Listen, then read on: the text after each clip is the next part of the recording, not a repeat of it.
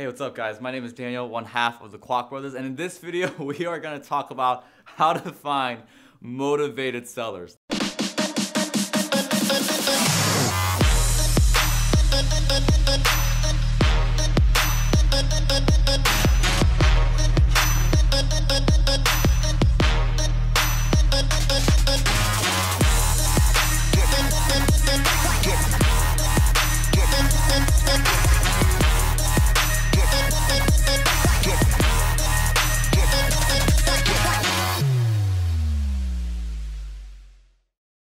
Okay, so but before we talk about that, guys, I just want to press on something to you. I want to have you guys have a different shift in mindset, and it's actually the thing that I do all the time when I train people all across the country, and it's been super helpful. And here it is. When you guys are looking for motivated sellers, the reason I want you guys watching this video isn't to find motivated sellers so the deal is easier for you. I want you guys to be able to find motivated sellers because, well, really what causes a seller to be motivated? It's pain, right? It's something that's going on in their life, whether it's financial trouble, whether it's emotional trouble, whatever it is, that's what causes them to be motivated. So I want you guys to promise me as real estate entrepreneurs and what we think entrepreneur, it's a problem solver to go out there and actually find motivated sellers for the purpose of providing a sustainable solution and providing them value. And I gotta tell you guys, the more I've done that out there in the real estate investing world, the more deals I've done, the better deals I've done, and the more money I've made. So let's do this. Here, I'm gonna stick my pinky out, right? And as I stick my pinky out onto the screen, you're gonna stick your pinky out. We're gonna just cross that thing, and we're gonna stamp it. And then if you're a girl, we'll do the whole kissy thing on the thumb, whatever you wanna do to make yourself feel better at night. But go ahead and promise me that you're gonna do that. You're gonna go out there and use this information for good, not evil. Right? This is very powerful stuff we're talking about here, right? This is a matter of life or death, people. Let's take this seriously. All right, so how to find motivated sellers. So I'm gonna split and divvy this up into different types of properties because, well, different types of properties require different types of problems, just like how different types of people have different types of problems as well. I think we all know who we're talking about. That's you, Aunt Janet. All right. Anyways, so let's talk about single family houses first, right?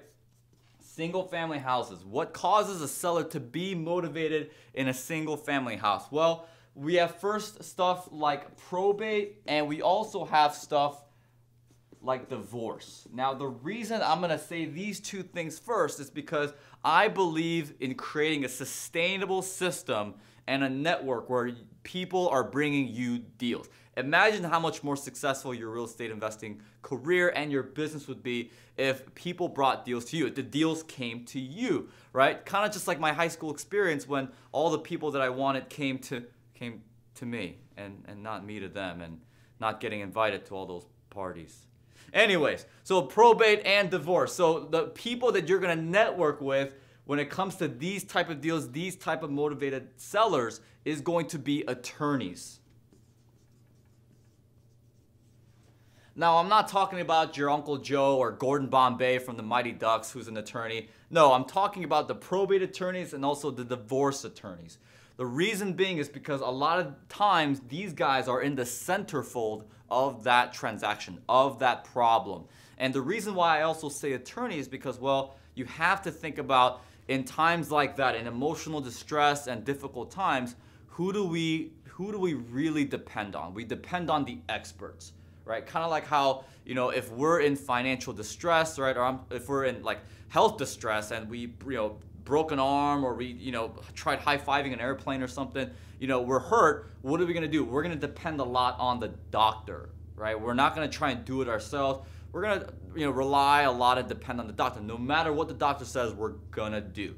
Kind of the same thing how if an individual is in one of these two scenarios, a lot of times the attorney is the expert. They are the centerfold in that interaction, right? You following? Perfect. So, well, how do we do that? Well, simple. We network with these type of attorneys, whether it's going to a meetup, whether it's going to a networking event, whether it's actually reaching out directly to an attorney's office. A lot of times what I like to do is I just say, hey, I'm a local real estate investor. I like to network and see how we can work and help together. Would you be free for lunch or, breakfast or even coffee sometime? And I love doing lunch because, well, it's free food, and who's gonna turn down free food, right? So I always say, why don't I take you out to lunch, or I'll buy, and I love to just chat for not too long, maybe about 30 to 45 minutes on how we can network, help each other out, and potentially build each other's business. And I talk about scenarios a lot like this. Now, when you're approaching these sellers and the attorney has connected you with these type of individuals,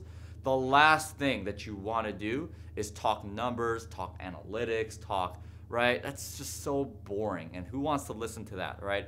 So what you want to do is you want to tend more to the emotional side. And I ask a lot of vague questions that get answers out of them. And I ask stuff like, well, hey, I know it's a tough time. I'm so sorry for what you're going through. What's the best way that myself as a real estate expert and an investor can help you in this situation, in this time? What's the best way I can do that? Or questions like, hey, it's a tough time you're going through. What's the best case scenario with the particular property that we're talking about here, right? And for those of you guys that don't know what probate is, probate a lot of times happens when there's a death and the individual who owned the property has passed away, and all of a sudden that property was not in a trust. It wasn't in an LLC where the operating agreement states clear beneficiaries. A lot of times that's what probate is. And obviously we all know, unfortunately, what divorce is here in America. So attorneys, you want to network with attorneys to create a sustainable systems where motivated sellers are coming to you rather than you having to go chase them. And plus that conversation looks a lot different, doesn't it? Right? Instead of you having to try and get to them and them reaching out to you, you have instant more credibility to start when it is this scenario. So on top of it, on probate, we also have foreclosures. And we also have what's called short sales. So these two things I'm going to put on a separate line, right? Like this, see this line right here, it's a different section. I'm going to put these two strategies in a different kind of section because you're networking with different individuals to receive these type of leads. And the individuals that you're going to network with for these are going to be what's called bankers.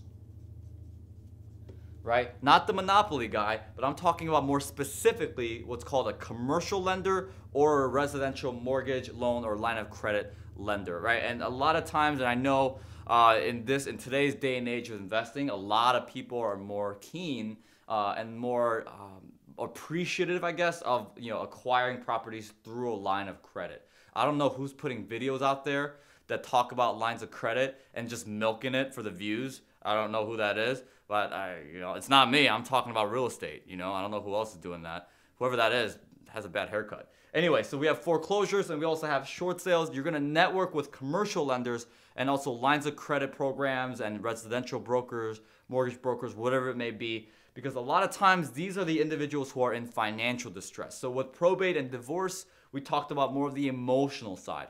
With this one, we're going to talk more about the financial distress. So as you guys can probably guess, right, we're going to talk more numbers. We're going to be more analytical. We're going to be more solution-based because that's exactly what they need. Remember, guys, we're here to solve problems. We're not here to take advantage of people or use this information for only our betterment. We're not here to do that, right? We're here to help people out. We're here to create solutions and provide value. And surprisingly, when you do provide value like this, you actually end up getting more referrals. A lot of my clients, or I don't even want to say clients, but people, even deals or people that I lend money from, or investors, a lot of those guys are referrals, especially today in my business.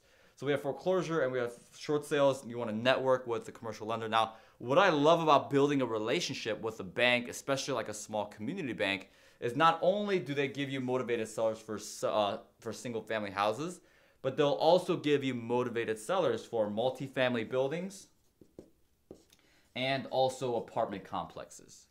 Because a lot of times a bank is going to have a note on both single family investments and also multifamily and apartment complexes. Now with the multifamily and the apartment complexes, you are going to build a relationship more specifically with the commercial lender.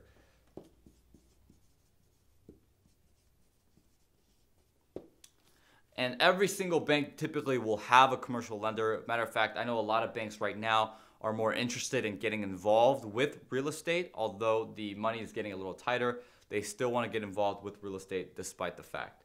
So multifamily apartment complexes, we have commercial lenders and foreclosures and short sales.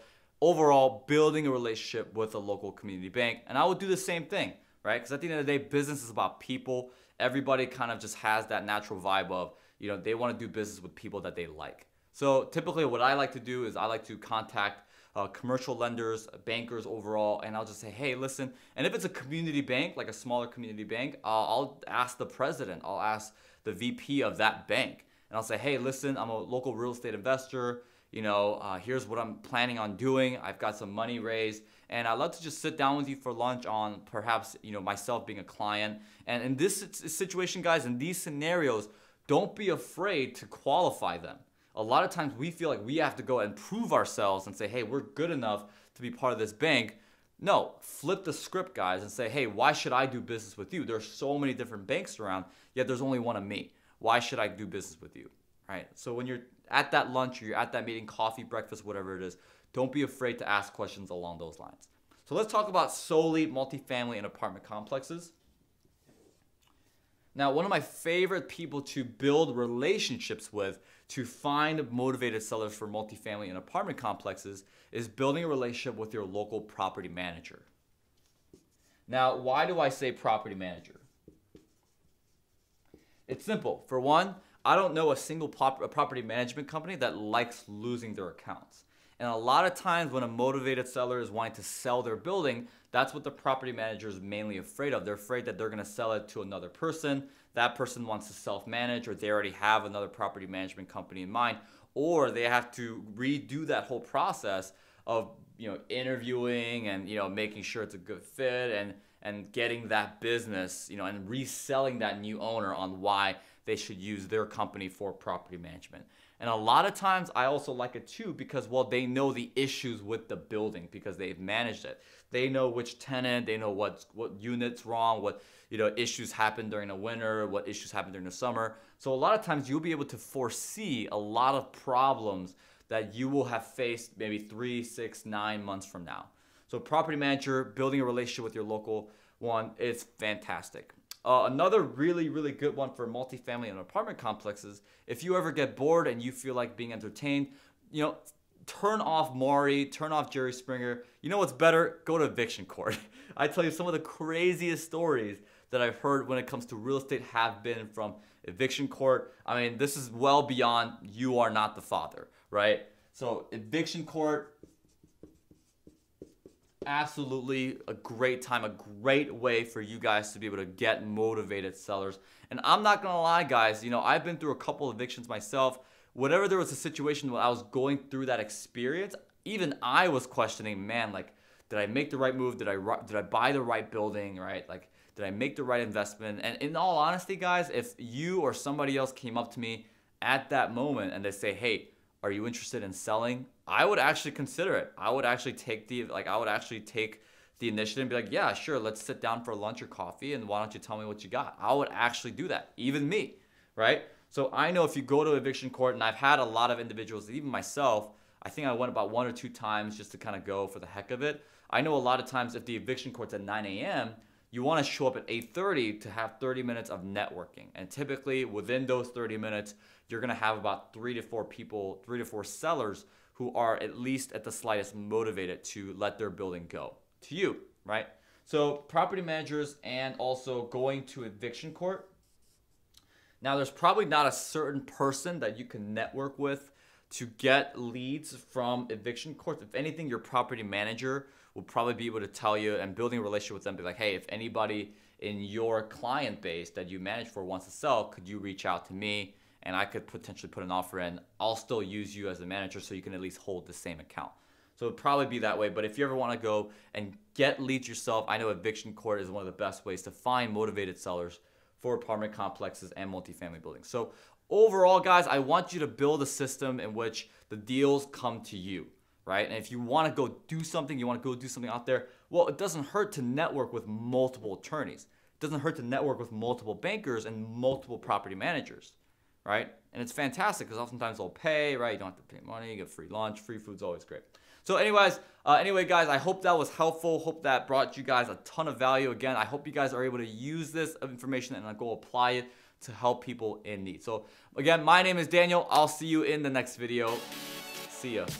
Hey guys, this is Daniel. And this is Sam. We are the Kwok Brothers. I hope you guys enjoyed that video. If you want to see more content value that we put out like this, what should they do, Sam? Go ahead and hit the subscribe button and also hit the bell icon so you guys get notification for our upcoming videos. That's right.